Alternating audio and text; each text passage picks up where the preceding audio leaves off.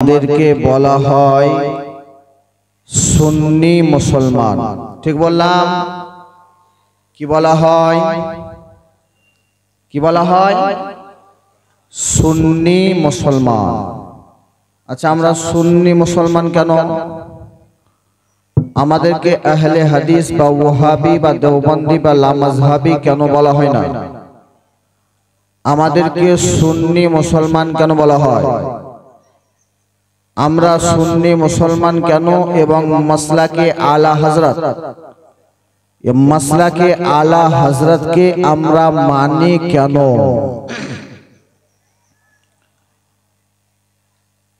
মাসলাকে আলা হযরতকে মানি, নিজের নাম নিজের পরিচয় রেখেছি সুন্নি। অন্য কোন ফিরকার সঙ্গে আমাদের কোনো সম্পর্ক বা তাল্লুকাত নেই, থাকে না। কারণ হলো এটা কি আহলে সুন্নাত ওয়াল জামাত, আহলে সুন্নাত ওয়াল জামাত वही मजहब के, वही मनहज के, वही फिरका के বলা হয় যে আহলে সুন্নাত ওয়াল জামাত ফিরকা কোন বাতিল ফিরকার কাছে মাথাকে নিচু করে না। এই জন্য কে পৃথিবীর মাঝে ধন দৌলত টাকা পয়সা যত যা আছে একদিকে, নবীর শান ও ইজ্জত একদিকে। আমাদেরকে সুন্নি মুসলমান এই জন্য বলা হয়। আলা হযরত আজিমুল বারাকাত আমাদেরকে আকীদা দিয়েছেন। আমাদের ধন, আমাদের মাল, আমাদের দৌলত, আমাদের আত্মীয় স্বজন, আমাদের নিকটজন, পৃথিবীর মাঝে যেই যা যত জিনিস হোক, সব জিনিস আপনার আমার কাছে তখনই গ্রহণযোগ্য, তখনই আমার কাছে প্রযোজ্য যখন আপনার আমার আকীদার সঙ্গে তার আকীদার মেল হবে। অর্থাৎ নবীর শান তারাতে যেন বরকরার থাকে, নবীর প্রতি উচ্চ বাচ্য ব্যবহার যেন না করে, নবীর শান ও শওকত অনুযায়ী নবীর সঙ্গে সম্মান ব্যবহার করে। এ বিশ্ব মুসলমান হাদিস ও কোরআন যেই মত আপনাকে আমাকে শিখিয়েছেন, সুন্নি মুসলমান সেই মত আপনার কাছে নিয়ে আসে।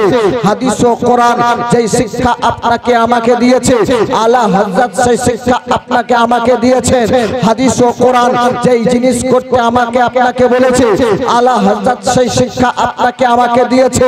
হাদিস ও কোরআন যেই জিনিস করতে নিষেধ বা বারণ করেছে, আলা হযরত আলাইহির রাহমাতু ওয়া রিদওয়ান সেই জিনিসকে আপনাকে আমাকে বারণ করেছেন, সেই জিনিস থেকে আমাদেরকে বিরত রেখেছেন।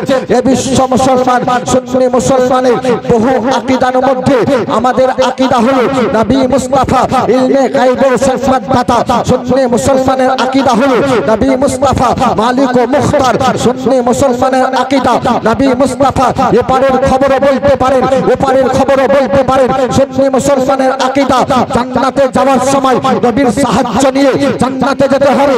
আমার সুন্নি মুসলমানের আকীদা যেই সময় ধন আসবে না কাজে, যেই সময় জন আসবে না কাজে, যেই সময় বিবি আসবে না কাজে, যেই সময় বাচ্চা আসবে না কাজে, এক কথায় দুনিয়ার সমস্ত জিনিস আপনার নাকারা হয়ে যাবে, সমস্ত জিনিস আপনার সাথ ছেড়ে দিবে।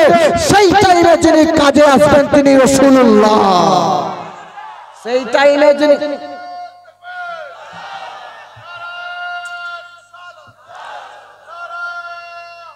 ইয়া আলী नहीं छोड़ेंगे।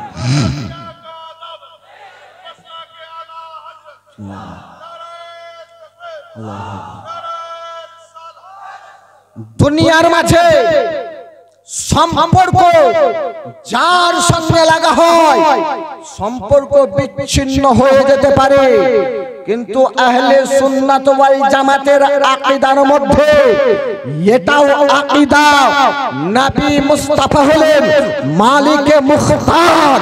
নবী মুস্তাফা মালিক ও মুখতার হওয়ার বহু দলিল হাদিস শরীফের মধ্যে পাওয়া যায়। উঠিয়ে দেখুন বুখারী শরীফ প্রথম খণ্ড নবী মুস্তাফার হাদিস পৃষ্ঠা নাম্বার হলো 546 এর মধ্যে নবী পাক সাহেবুল আউলা এই ব্যাখ্যায় হাদিস মালিক ও মুখতার কেমন এই জায়গায় লেখা আছে, উঠিয়ে দেখুন বুখারী শরীফ প্রথম খণ্ড পৃষ্ঠা নাম্বার 104, উঠিয়ে দেখুন বুখারী শরীফ প্রথম খণ্ড পৃষ্ঠা নাম্বার 525 পৃষ্ঠায় রাসূল পাক সাহেবে লাউলা কেমন মালিক ও মুখতার, কেমন ক্ষমতাবান এ বিশ্ব মুসলমান আহলে সুন্নাত ওয়াল জামাতের আকীদা হলো এটা। নবী মুস্তাফা জমিনে দাঁড়িয়ে দাঁড়িয়ে আসমানকে ইশারা করলে আসমান দ্বিখণ্ডিত হয়ে যায়। জমিনে দাঁড়িয়ে দাঁড়িয়ে আসমানের দিকে ইশারা করেছেন, চাঁদ দ্বিখণ্ডিত হয়ে গেছে। আলা হযরত আসিমুল বারাকাত আশ-শাহ ইমাম আহমদ রাজা খান ফাজিলে বেরেলভী এই জন্য বলতে আছেন, सूरज उल्टे पाँव पलटे चाँद इशारे से हो चाँद, सूरज उल्टे पाँव पलटे चाँद इशारे से हो चाँद। अंधे नजदी देख ले कुदरत रसूलुल्लाह की, अंधे नजदी देख ले कुदरत रसूलुल्लाह की।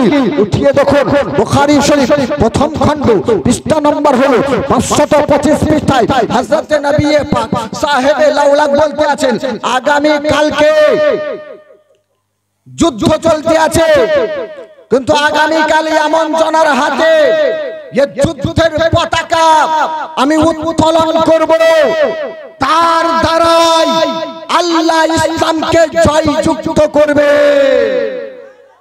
আচ্ছা, এখনো ঘটনা ঘটে নাই, আগামী কাল যুদ্ধ হবে, কিন্তু যুদ্ধ থেকে জয়লাভ করবেন, যুদ্ধ থেকে জিতবেন এবং কার দ্বারাতে আল্লাহ জিতাবেন এই কথা নবী মুস্তাফা বলতে আছেন। সাহাবায়ে কেরাম শুনো, আগামী কালকে এমন জনের হাতে আমি পতাকা ইসলামের উঠিয়ে দেব, যার দ্বারাতে ইসলামের শানকে আল্লাহ বাড়িয়ে দিবেন, ইসলামের সম্মানকে আল্লাহ বাড়িয়ে দিবেন, ইসলামের পরচমকে আল্লাহ উঁচু করে দিবেন।